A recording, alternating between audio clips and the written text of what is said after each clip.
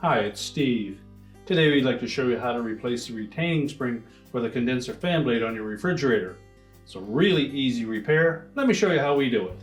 Now, to do this repair, we will need to pull the refrigerator far enough forward that we can access the lower access panel at the back of the refrigerator. So the first thing we'll need to do is to disconnect the power. You can either do that when you pull the refrigerator forward, just unplug it, or locate the electrical panel, turn off the appropriate breaker, or remove the appropriate fuse. And carefully move the refrigerator forward so they can gain access to the back. Now next, we'll remove that lower access panel.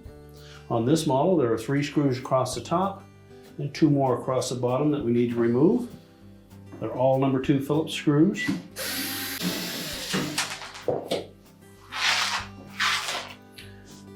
Now with the screws removed, simply lift up on that panel to disengage the tabs on the bottom, and we'll set that aside.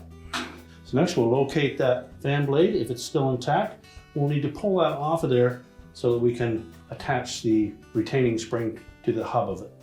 Now, to remove that fan blade, we're going to take a pair of pliers and put in between the back of that hub on the fan blade and the face of the motor.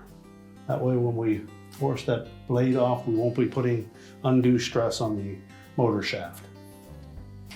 So either a pair of regular pliers or needle nose pliers.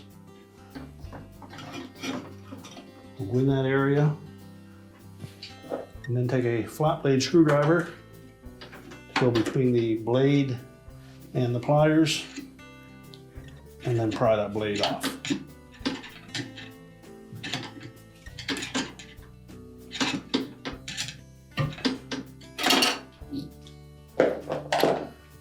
Once we remove the blade, just inspect that to make sure that there's no damage to the hub. If it's just the spring that's missing, we simply need to press the spring onto the center of that hub. So just take that spring with your needle nose pliers,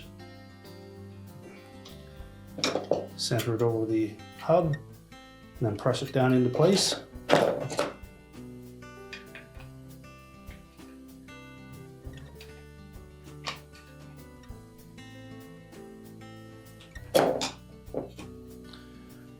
Now you may have noted some adhesive on the hub of that fan blade.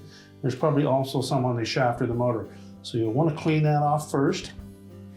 Typically that spring will hold that blade on there firm enough, but if you wish, you can use some type of a thread locker, a non-permanent thread locker, or even something like an instant glue. Just put a few drops on the motor shaft, and then we'll slide that fan blade back onto the shaft. So we'll put it on with the spring side facing out. Press it onto the motor shaft until it centers roughly in the middle of that mounting bracket. Just spin it a few times, make sure it doesn't hit on anything. And then we're ready to put the back panel on. Now when installing that back panel, we want to make sure that the tabs in the center and the left-hand side fit over those 2 prongs that protrude from the base.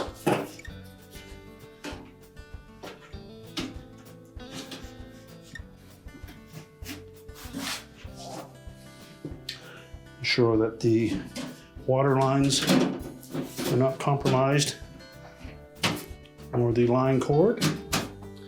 Then line up the screw holes.